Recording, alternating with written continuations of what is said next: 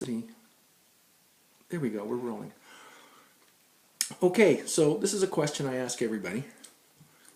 It's because I'm kind of lazy. And the question is, if I was to ask you one question about you and the music business, what would that question be? Why have you been doing it so long? Okay, why have you been doing it so long, Ryan? I love it. I love it. There's ebbs and flows, peaks and valleys with the money, and when that's present and when it's not. But especially now, moving out of the big city, Vancouver, where I was for nearly a decade, 8 years, I guess. I get a lot more done moving back home to Ladysmith. So, yeah, man, I love doing it, and I find that if you can balance it, and that being family and regular adult responsibilities, if you do that properly, you can have a living as a musician. Right, because that was some of the other questions I wanted to ask you is, like, why did you move back to Ladysmith? Why I moved back to Ladysmith because I think it was just it was time. My wife, who's upstairs right now, is my manager and has been for over 5 years. Vancouver, I found that there was too many distractions. I wasn't writing as much. I was kind of getting up to no good, a little bit more than I should, and I don't know if I ever consciously thought about it, but I knew that when kids became important and raising a family became important to me, sort of like getting into my late 20s, I knew that I wouldn't be doing that in Vancouver. I'd be doing that back home. Nice. That's great. The family aspect really is hard to be a musician. And you talked about being on the road. How often and how long are you on the road for? I try to put it changes as far as in terms of length of tours. It changes all the time, but I try and put like a 10 to 20 tops day cap, because I miss the kids terribly and they miss me, and my wife as well. But realistically, 21 days, 3 weeks, and you really start, particularly on solo acoustic tours, you start talking to yourself and talking to imaginary people that are in the back of the van that aren't even there. So, yeah, like I used to go on month-long tours, and that fourth week you really start feeling it, and you really start getting squirrely. So, try to keep it between 10 and 20 days. Usually go about 3-4 times a year. 3 or 4 times a year? Yeah. Great. And do you have a label?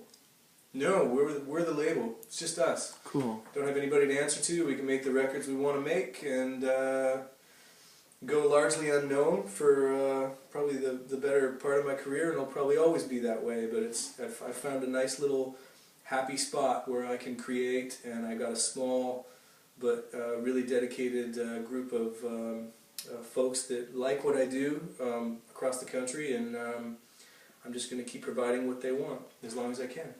So, how have you built up your fan base?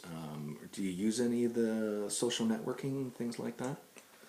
Yeah, I do. I mean, I've always, I don't know. I mean, I'm not old per se. Like, I'll be 33 next month, but I think that the way that we do things is kind of old school in the fact that it's a grassroots kind of thing. Like, you get out there and you bring the product to them. And there's something a lot more personal about me being able to look you in the eye and shake your hand and perform those songs for you, whether it's in a club, a theater, or a house concert setting. I do a lot of house concerts as well.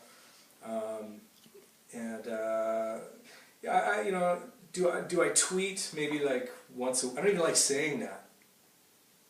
Right. No, I'm not. Tweet. I'm not a tweeter either. I do it like maybe twice a week. Oh, yeah. I'm on Facebook quite a bit though. Right. Facebook is, I think that's like a functional, easy to use kind of way to keep in contact with friends and fans and stuff. But yeah, not a Twitter, not a Pinterest. I don't really know what that is. Take a picture. Picture speaks 1,000 words. Was that what that is? Yeah. Oh, okay. I don't have a Google Plus. Right. I don't have a MySpace. I think I've checked out my MySpace, which is pretty fledgling now. I think I've checked it out like once in the last 6 months. Right. How about iTunes? Are you on iTunes? Yeah, we're on iTunes. You're on Yeah. iTunes. Great. You won an award this past year. Yep. Want to talk about that? Okay. I won an award this past year.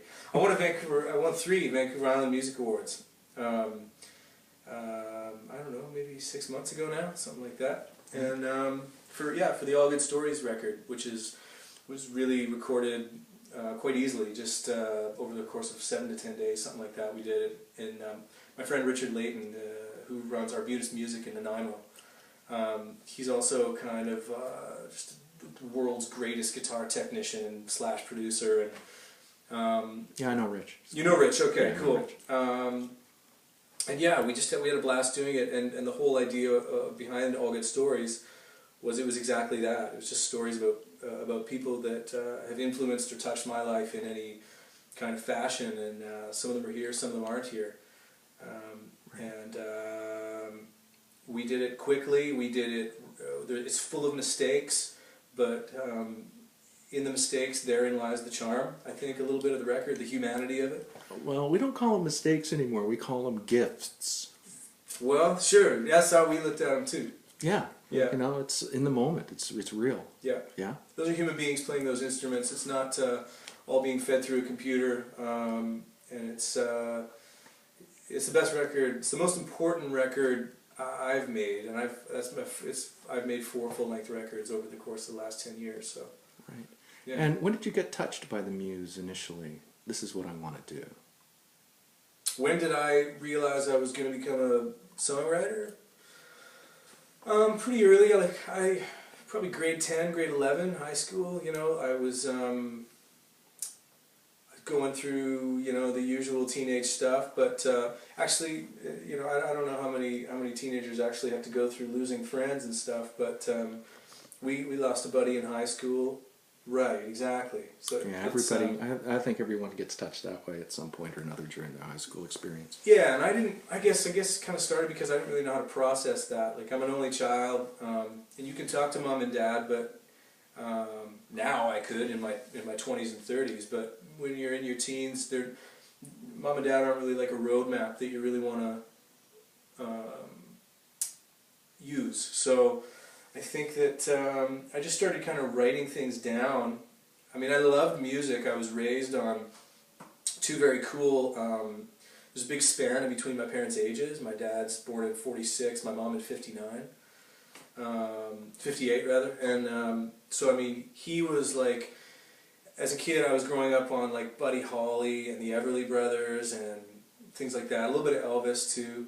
But then my mom kind of, which was cool, that stuff was cool, but then my mom kind of had like the CCR and the Janis Joplin and the Doors and stuff like that, and that was a little bit nastier, and it was just right for my teenage years, right? So I liked all that stuff, but I think a couple of sort of big life things kind of took place in high school, and I kind of started jotting them down, and then all of a sudden I was in a band in high school, and then another band in high school, and then 4 more bands, and then you're a solo artist, and then all of a sudden I'm in my mid-30s and I'm still doing it, So This is good. This is good. Okay, I'm gonna just